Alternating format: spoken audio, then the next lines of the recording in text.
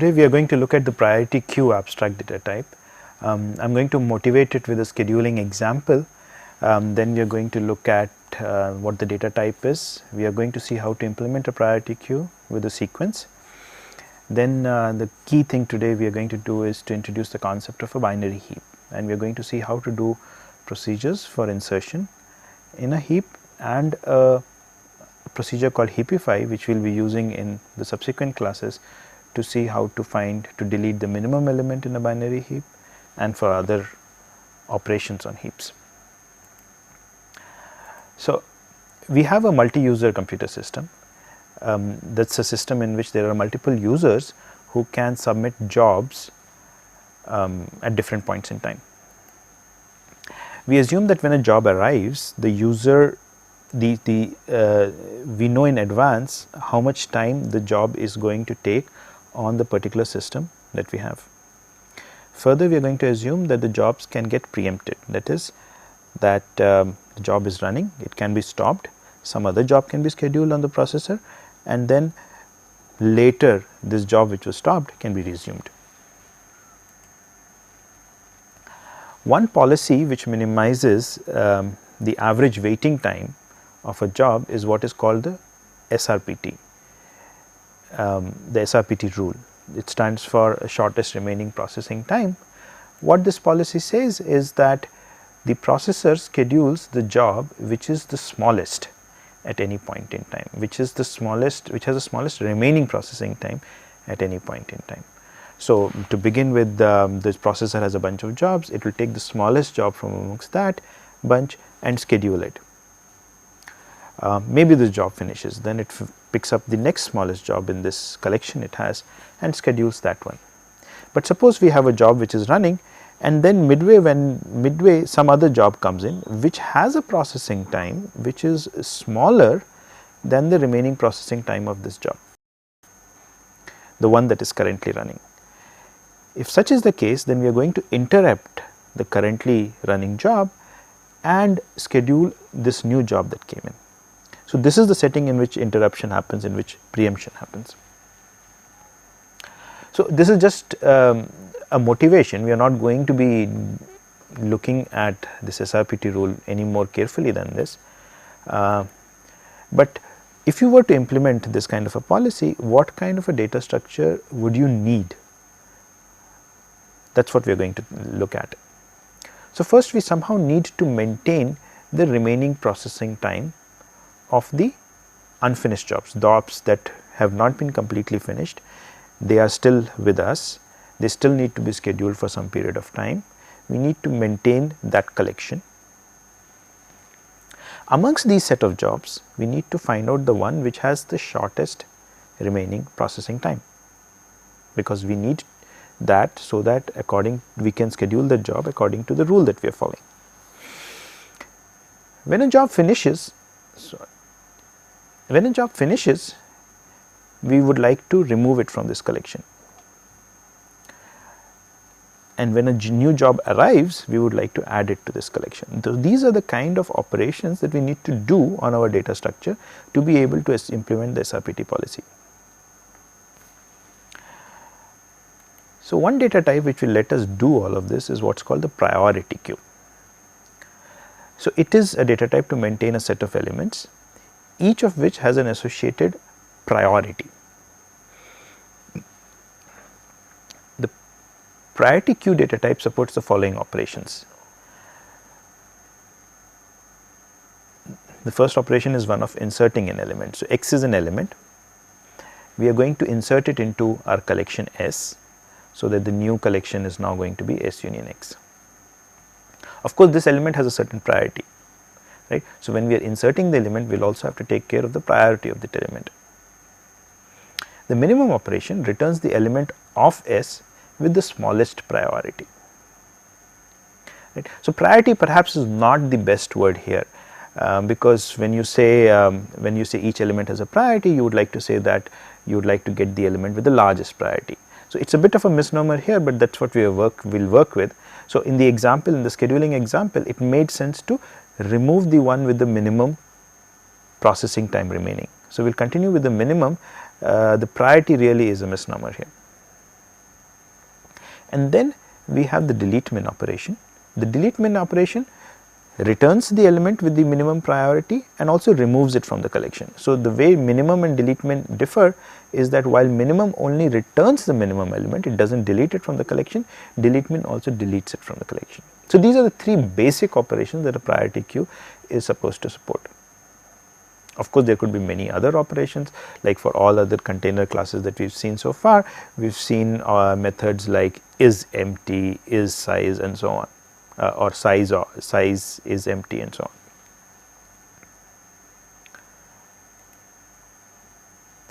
So, one thing that we require on the priorities is a total order, and let me come to that. So, recall a priority queue ranks its elements by priority. Every element has a priority. Priorities need not necessarily be unique, but they are totally ordered. That is, given two priorities, I can compare them. I can decide whether one is smaller than the other or larger than the other, or they are both equal. So, there is a total order which will let us say denote by less than or equal to on the priorities. These priorities need not be integers, they could be anything at all, but there is definitely some kind of a total order on these priorities. So, in particular, this relation less than or equal to is reflexive, that is, priority k is less than or equal to k. It is antisymmetric, which means that if k1 is less than k2 and k2 is less than k1, then k1 is also less than or equal to k2, then k1 is equal to k2. This is a error here, then k1 and k2 should really be the same. And it is transitive. If k1 is less than k2 and k2 is less than k3, then k1 is less than k3. Right? So, these are the properties of a total order relation, and we will assume that the priorities that we have satisfy a total order relation.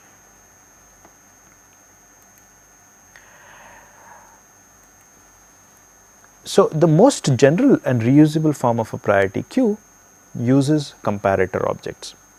So, what do I mean by this? So, recall that we said that in a priority queue each element has a priority associated with it, and the priorities, there is a total order on the priorities. So, if I want to put any kind of an object into my priority queue, I should have a mechanism of comparing the priorities of the objects in the queue. So, we can have such a comparator object which will help us do this comparison.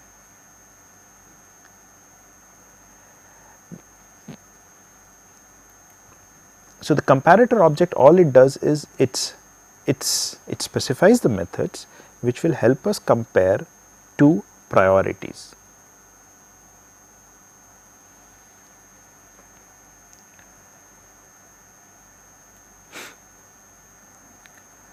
So, in this manner we can ensure that our priority queue, that we would have one implementation of a priority queue and we can use the same implementation to store any kind of objects, because we would also specify this comparator object which would help us compare the priorities of any two objects that we desire to put into the collection. So, the comparator abstract data type would include methods like is less than or equal to, is equal to, is greater than or equal to, and whether it is comparable or not.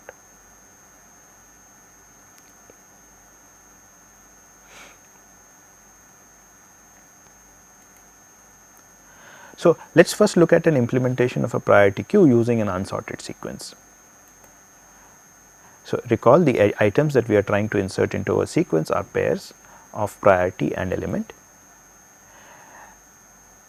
We can implement the insert by using, let us just say insert last. So, the insert operation of the priority queue, to do this we will just insert the element, the item at the very end of our sequence.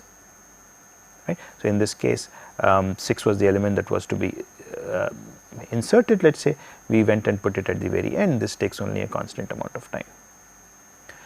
But if we do such a thing, if we always insert at the end irrespective of the value of the priority, then our sequence is not ordered anymore. And since it is not ordered, according to the priorities, we are going to have problems when we are trying to find the minimum or when we are trying to delete the minimum element, the element with the minimum priority from this collection. In that case, we will have to look at all the elements of this sequence. So, for instance, if I have to find the minimum, then I would have to start from right from here and traverse the sequence till I reach the element with the minimum priority, which is, let us say, a 1 here. That is to find the minimum. Similarly for delete min, because I will have to get to here, I will have to remove the element, and then I would have to find out the new minimum element. So, the worst case time complexity of minimum and delete min therefore becomes order n. So, that is not very good, right. Although insertion takes constant time, we are saying that both for minimum and for delete min we are going to take order n time.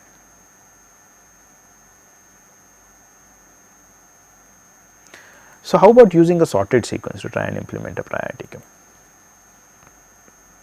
So, now we are going to have a sequence in which the elements are sorted with increasing priorities, that is, the element with the smallest priority is sitting right at the front of our sequence. So, in which case minimum and delete min are just going to take a constant amount of time, right. Minimum element, as I said, is the element at the front of our sequence. So, we will just be able to retrieve the minimum element in constant time. Similarly, to delete it, we just have to delete the minimum element and then delete the minimum element from the front of the sequence.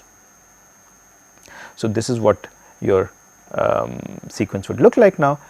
Note that the element with the minimum priority is sitting right at the front here. But now the problem is, if you have to do the insert operation, if I have to insert, let us say, an element with priority 7, I will have to traverse this sequence till I come to the right position and put the element there. So, in the worst case, insert could now take order n time. Yeah. In this example, I am inserting 8, which can be inserted either before this 8 or after this 8, and in this case I am taking time proportional to the length of the sequence.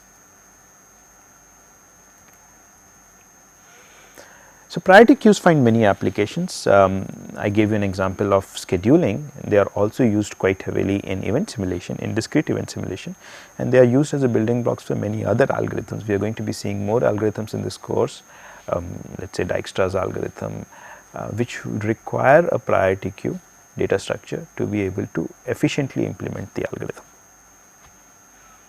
And today what we are going to see is how to use a heap, a data structure called a heap, to implement a priority queue. So, we saw two methods to implement a priority queue, an unsorted sequence and a sorted sequence, and both of them had their problems. In the case of an unsorted sequence, the delete min operation and the minimum operation would take order n time, and in the case of a sorted sequence, the insert operation would take order n time, right, while the other operations were constant time operations. So, we would like to have a data structure which would insert all these, which would do all these three operations, insert, delete, min and minimum, very efficiently. So, what is a heap? So, when we say heap, we typically mean what is called a binary heap. So, a binary heap is a binary tree that stores the priorities or the priority element pairs at the nodes, right. So, in the rest of this class, I am just going to show the nodes as containing the priority of the element, and the element is sitting somewhere here also. So, they could be storing only the priorities or the priority element pairs. Now, the heap has two properties. So, one is the structural property. This binary tree, in this binary tree all levels are full. So, this is level 0. It can have only one node, it has one node. Level 1 can have two nodes, it has two nodes. Level 2 can have 4 nodes, it has 4 nodes. Level 3 can have 8 nodes, it has only 5 nodes. So, all levels except the last level are full, and the last level is what we will call left filled, which means that all the elements on the all the nodes on the last level are as left as possible. Right. So, there could be 8 elements there are only 5, but these 5 nodes would be the ones which are the first 5 if I were to move left to right. So, that is the structural property of a binary heap. The other property is what I call a heap property, and the heap property simply says the following: the priority of a node is at least as large as that of its parent. for any node, its priority has to be larger than the priority of its parent. So, this picture here does satisfy both of the properties, structural as well as heap. Consider any node, its priority is at least as large as the priority of its parent, right. You can take any node. I can restate this, I can also say it in the following manner: the priority of any node is less than or equal to the priority of its children. So, sometimes we will also think of it in this manner: priority of any node is less than or equal to the priority of its children. There might be two children, there might be only one child, as is the case here. In this case, the priority of this node has to be less than the priority of its lone child.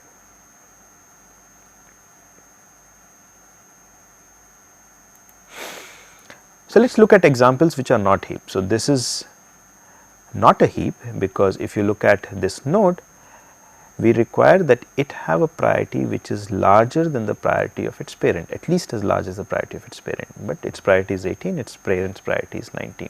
So, this violates the heap property. This does not violate the heap property, but as you can see, this node is empty, it is not. So, this last level is not left filled. We would like that if there were only 4 nodes at the last level, then they should appear as the first 4 nodes of this binary tree. They should appear as the first 4 nodes on the last level of this binary tree. Now, how does one find the minimum element in a heap? So, suppose I give you a heap. What is a heap? A heap, recall, has these 2 properties. One is a structural property, the other is a heap property. Suppose I give you a heap. How does one find the minimum element? The claim is that the minimum element, the element with the smallest priority, always sits at the top of the heap. By the top of the heap, I mean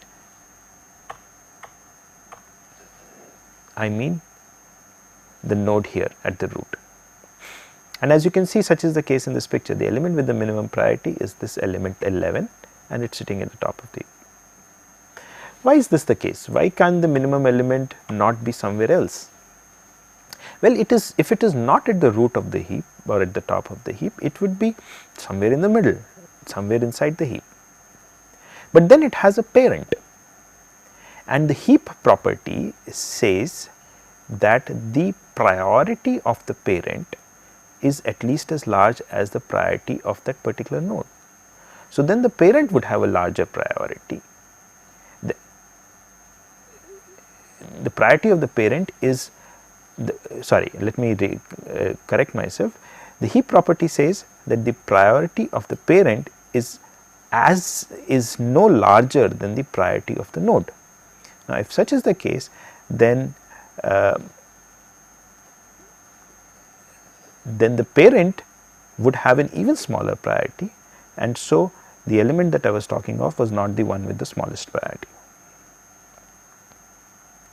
So, just to recap what I said, if the element with the smallest priority was sitting elsewhere in the heap, then it would have a parent with smaller priority, and this would violate the heap property. So, this larger should really lead smaller, it would have a parent with smaller priority, and that would violate the heap property. Hence, the minimum can be done in constant time, because we just need to go to the root element to find the element with the smallest priority.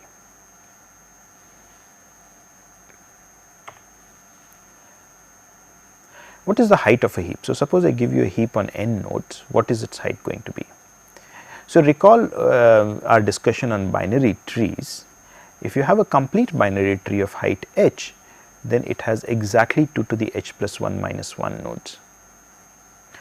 If we have a heap of n nodes with height h, note that since the height of the heap is h, it has more nodes than a complete binary tree of height h minus 1. A complete binary tree of height h minus 1 has so many nodes in it. So, the number of nodes in the heap is larger than the number of nodes in a complete binary tree of height h minus 1. A complete binary tree of height h has 2 to the h plus 1 minus 1 nodes, and the number of nodes in our heap is less than or equal to this quantity. So, this inequality holds. N is strictly larger than 2 to the h minus 1 and less than or equal to 2 to the h plus 1 minus 1. So, I can rephrase this as n equals the floor of log of h. This notation here really means that log of h, which need not be an integer, we are just rounding it down to the nearest integer.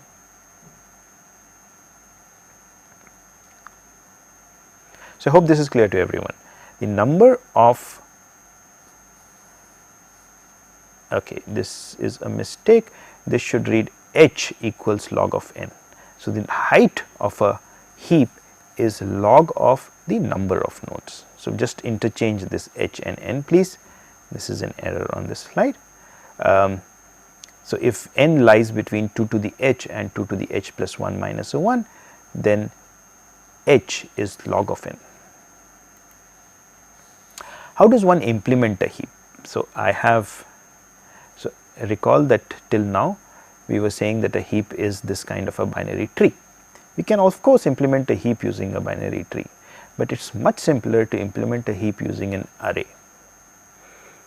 So, let us see what I mean here. So, this is level 0 of the array, this is level 0 of my heap, this is level 1, level 2 and level 3 of the binary tree corresponding to this heap. So, I am going to put these nodes of the binary tree into an array with the root node sitting at the first location in the array. My array is going to be indexed starting from location 1. So, 11 comes here, 17 and 13. So, the next level would follow and we would go left to right. So, 17 would be the next element, 13 would be the one after that, then 18, 21, 19, 17, 43, 23, 26. So, this is level 0 of the binary tree, this is level 1 of the binary tree, this is level 2, this level, and this is level 3 of the binary tree. What is the advantage of putting the nodes of a heap into an array like this? So, suppose I look at a node at location 5, let us say node 21, and I want to find out the parent of this node in the heap. Then all I have to do is take 5 divided by 2, take the floor. So, 5 by 2 floor is 2. So, the parent of 21 in this heap is going to be 17, which is the case here. You can do it for any other node, let us take node 26. 26 is at location 10, 10 by 2 is 5, whose floor is also 5. So, the parent of 26 is at location 5 and is 21. So, you can quickly determine the parent of any node if you know the location of the node. So, parent is just at location I by 2 if the node is at location I. Conversely, if a node is at location I and I want to figure out its 2 children, then the 2 children, the left child would be at location 2I and the right child would be at location 2I plus 1. Right? You can work out this math, it is very easy. I will just show it with an example here. So, if I look at node 13, it is at location 3, its 2 children then should be at location 6 and 7. 2 children are 19 and 17 and they are at location 6 and 7. Right. So, given the location of any particular node, I can just quickly figure out what is the parent, what is the location of the parent, what are the location of the 2 children of that node. And those are the only things that I really need to do in a heap.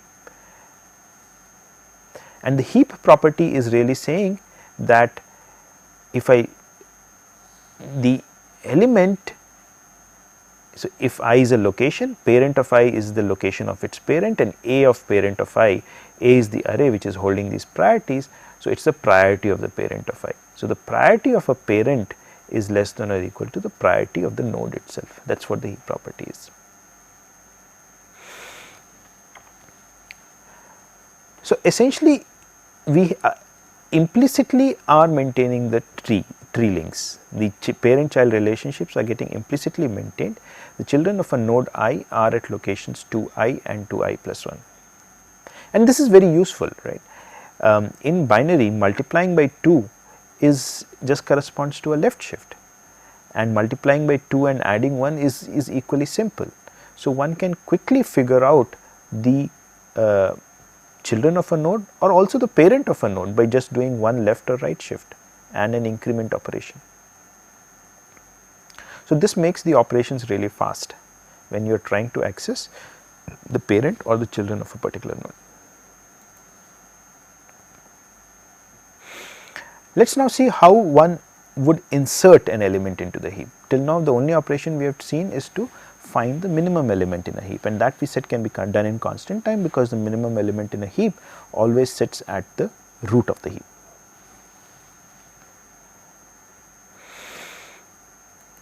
So, suppose I wanted to insert 12 into this heap.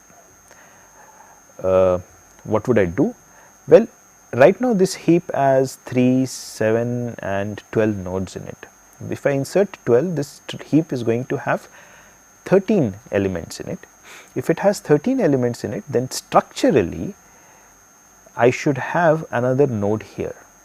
So, that is the first thing I would do. I would first create a node here, right, and let me now put 12 into it. Of course, structurally this does satisfy the structural property of a heap, but it is not a heap because it violates the heap property. This node should have lesser priority than its 2 children. It does not. It has higher priority than this child. So, we need to take care of that. So, since this has lesser priority than this, we need to swap this thing. We do that in this manner. We will swap these 2 elements. Now, the heap property is satisfied here, no problem. This has lower priority than its 2 children, but it is violated here. This does not have lower priority than its 2 children. So, we should then swap this and this. We do that now. So, the heap property is also now satisfied here. Now, could it be, since we have changed the content of this node, could it be that the heap property is violated at this node? Let us look. This has priority 11, this has 17, this has 12, this has lesser priority than both its children. So, the heap property is satisfied here, no problem at all. So, we are done with the insertion of 12. So, all we did was create a new node, put 12 here and then move 12 up so as to maintain the heap property. So, we saw that 12 had a lower priority than its parent. So, we swapped 12 and its parent. Then once again we saw that 12 had reached here, 12 had a lower priority than its parent. So, once again we swapped 12 and its parent. 12 now reached here, but now 12 does not have a lower priority than its parent. So, we stop. Let us see if we were to insert another element. Let me insert 8 into this heap. So, once again 8 would come at this location. So, I put in 8 here. 8 now 8 has a lower priority than its parent. This violates the heap property. So, we would swap 8 and 17. Once again 8 has a lower priority than its parent. This node has a lower priority than its parent. So, we would swap 8 and 12. Once again this has lower priority than its parent. So, we would swap 8 and 11. And now we are done. This is now a heap with 8, the element that we inserted last, now coming at the root of the heap, and in fact it should come there because this is the minimum element, the minimum priority element in the entire heap. So, let us look at insertion again from a slightly different point of view. So, we again have the same heap as before and we are trying to insert 12. So, first we enlarge the heap, which means that we create the new node where 12, where we create a new node because we know that the new heap now has 13 elements in it, and so this is what its structure should be like.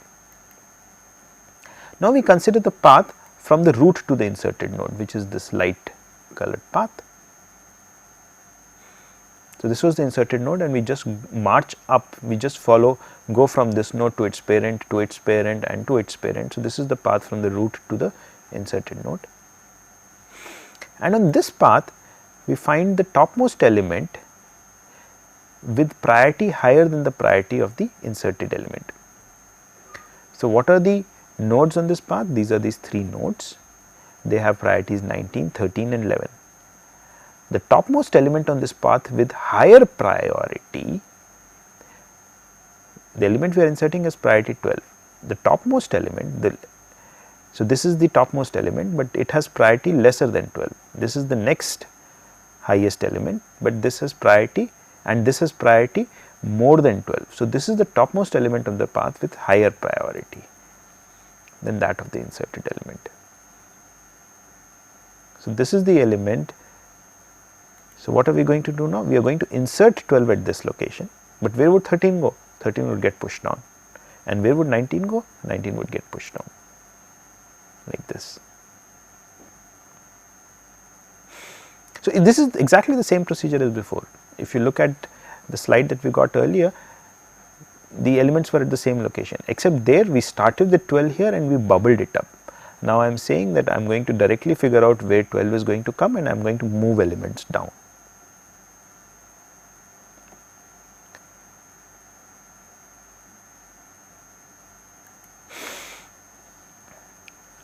Let us argue correctness. Let us argue that this procedure of insertion is really correct. And for this we will look at this other view of insertion that we saw on the previous slide. So, the first claim is that the only nodes whose content changes are the ones on this path. This is the path that we considered, which is the path from the newly inserted node to the root, and we are changing only the contents of this. So, we are in fact only changing the contents of this part of the path. So, if the heap property is getting violated, the heap property can be violated only at the children of these nodes. It could be that for this node, since we are modifying this content, it might be that the new priority of the parent is larger than the priority of this guy, or the new priority of this of the parent of this node is larger than the priority of this guy. That would be a violation of the heap property. So, it is only for these 2 pink colored nodes that the heap property might be violated. But what is happening? What are the new contents of 31 and what are the new contents of the parents of 31 and 17? Right? 31 is 19. What is the new content of this going to be? Well, if you recall, 19 was getting moved down, 13 was coming here and 12 was reaching there. So, the new content of this node is 13 and not 9 is 13, which is only going to be less than this. So, the new contents of any node are only going to be either the newly inserted element or the parent of that node. The new content of this is going to be the content of its parent, and the content of the parent is already smaller, already has a lower priority than the priority of this guy. So, the priority of each node is only going to reduce. So, the priority of this guy is going to reduce because 13 is going to move here. The priority of this guy is going to reduce because the newly inserted element 12 is going to come here. And recall from our choice of path that this was picked as a node with higher priority than the priority of the element that was getting inserted. So, since this is higher than this, the priority of this is also going to reduce as a consequence of the insertion procedure. So, the priority of all of these nodes are only going to reduce as a consequence of the insertion procedure, and hence the heap property would not get violated. So, these are going to be the new priorities of these nodes. We said that the heap property could be violated for this guy or for this guy. They should also have been pinged. It could be violated for this or this, but earlier its parent had a priority 19, now it has a priority 13. Earlier the parent of this guy had a priority of 13, now it has a priority of 12. So, priorities are only reducing, and if they are only reducing, then if earlier this had a priority which was smaller than the priority of this guy, it continues to have a priority which is smaller than the priority of this guy. If earlier this had a priority which is smaller than that of this guy, it continues to have a priority which is smaller than the priority of this guy. So, the heap property is not violated at all, and so insertion, so what we get after insertion is still a heap. I am now going to look at another procedure called heapify, which we are going to use as I mentioned at the beginning of the class, we are going to use for the other methods that we have to do on a heap.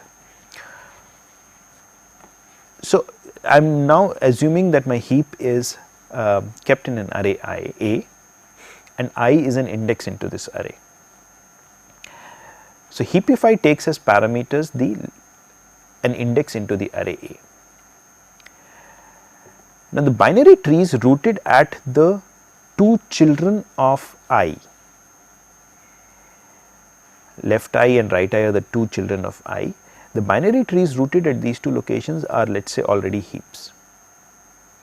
But it might be the case that the heap property is violated at this node I, that is A sub AI might be larger than its children. This should actually read larger, so that it is violating the heap property.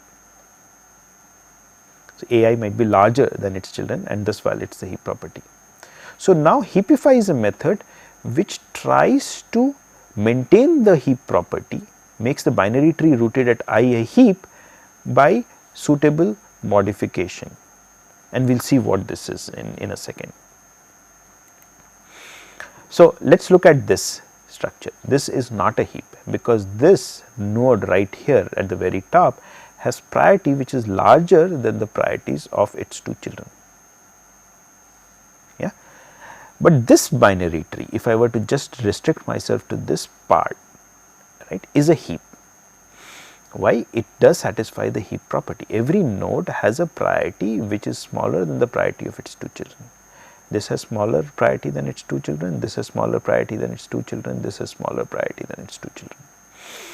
Similarly, this here is a heap.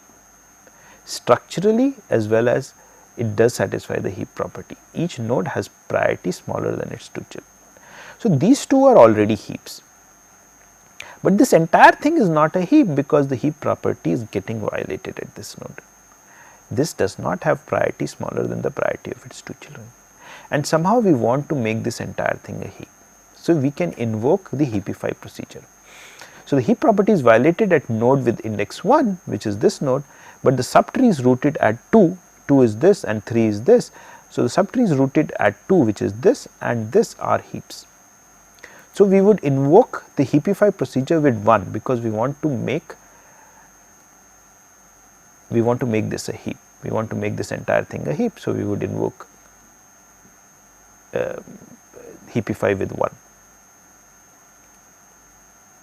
Right. So, for heapify, remember, we require that whichever node heapify is invoked on, the two children of this, the subtree is rooted at the two children of that node are already heaps. That is a very crucial part for heapify. Only then would heapify work. So, if heapify is invoked at 1, it can be invoked at 1 only because the subtree is rooted at the two children of node 1, this and this, the subtrees rooted here are already heaps. So, let us see how heapify works. Heapify is going to look at the two children of this node where the heap property is currently violated. It would look at the two children which are these 10 and 11, and it would take the smaller of these two children and swap it with 17. So, the smaller is 10, it would swap 10 with 17. So, now the heap property the heap property is valid at this node. This has priority less than the priority of its two children, but the heap property is not is violated at this node now, because this does not have priority smaller than the priority of these two children. So, once again we are going to do the same thing. We are going to look at the two children, take the smaller one amongst them, which is 16, and swap it with this. So, the heap property is now valid at this node. But is the heap property valid at this node, because we also change the content of this node? It is, because now when I look at the two children of this, they are 23 and 43, both of which have priority higher than 17, and so the heap property is valid here. And so, now this entire thing is a heap. This is a heap because the heap property is now valid at every node in this tree. We have, recall, changed only the contents of these nodes. So, that is a heapify procedure. So, once again to recap, heapify can be done, the heapify procedure can be invoked at a node I only if the two children of this node or the subtrees rooted at the two children of this node are already heaps.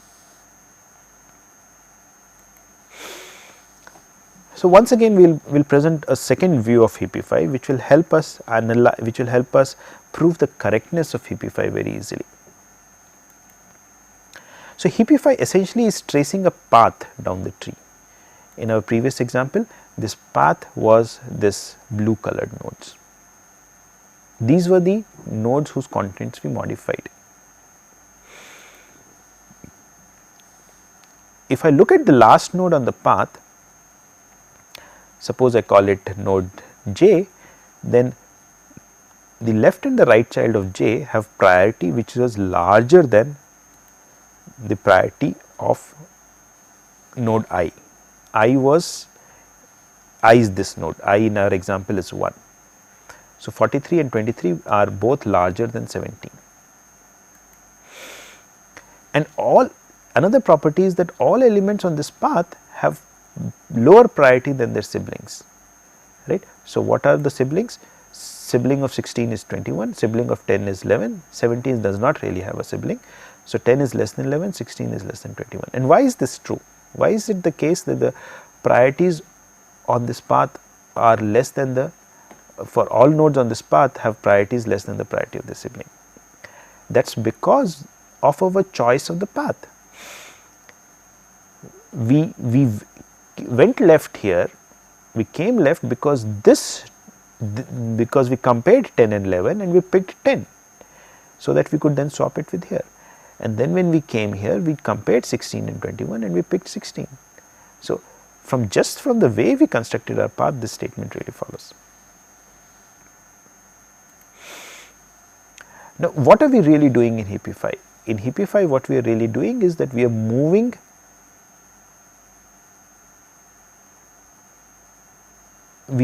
these elements up. Let me show you how. If you look at, so I am just showing it in one step now, but what we saw earlier was a sequence of steps.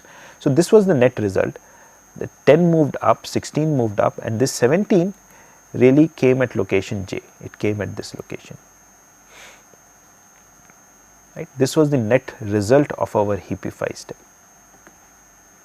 So, now once again the same thing is happening, right.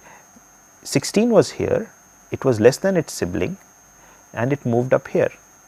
So, now 16 is less than 21.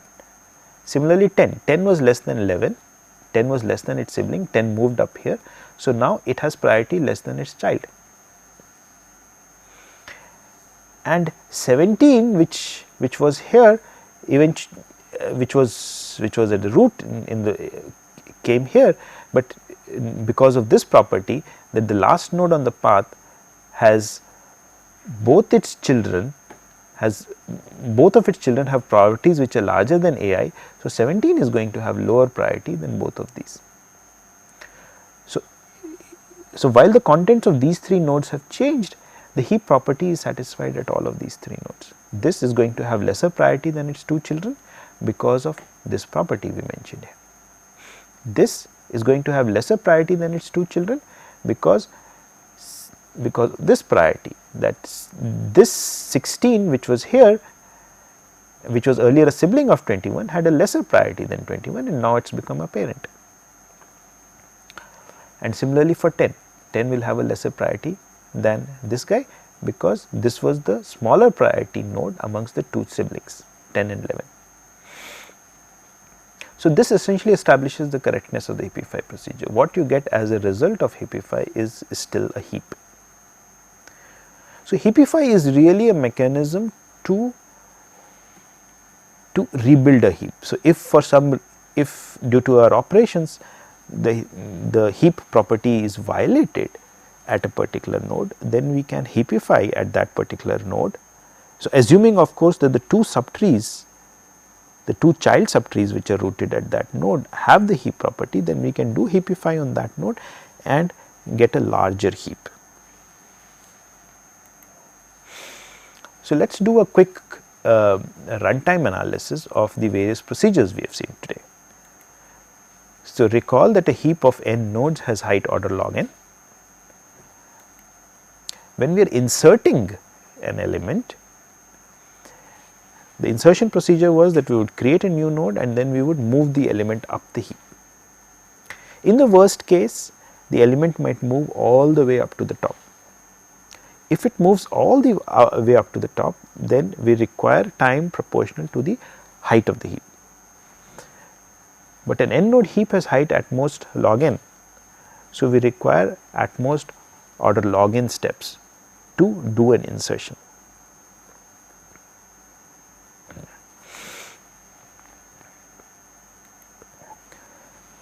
The other procedure we looked at today was the heapify procedure. In the heapify procedure, on the other hand, the element moved down the heap. We took the element, so if we are invoking heapify at node I, we looked at node I, we looked at the two children of node I, we took the smaller of the two children and swapped it with node I,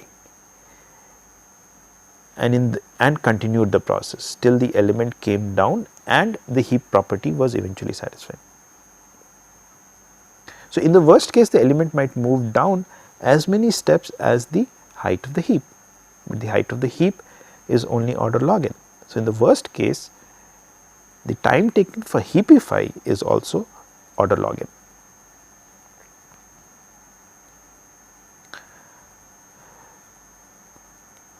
So, the two operations that we looked today, insert and heapify, both require only order log n time. We also looked at the operation of minimum, which was just find the minimum element in the heap without removing it. So, just to find the minimum element, we could do it in constant time, because all we had to do was to go to the root element of the heap and return the value of that, return the element stored at the root. So, minimum takes constant time and insertion takes order log n time. Heapify also takes order log n time, and we are going to, in the next class, use heapify to remove the minimum element from the heap, and we will be able to do that in order log n time too. So, with that we end today's discussion. In the next class we are going to see how to use heapify to remove the minimum element, the delete min operation. We are also going to see how to create a heap quickly in order n time, and we are going to see how heaps can be used to do sorting efficiently. Thank you.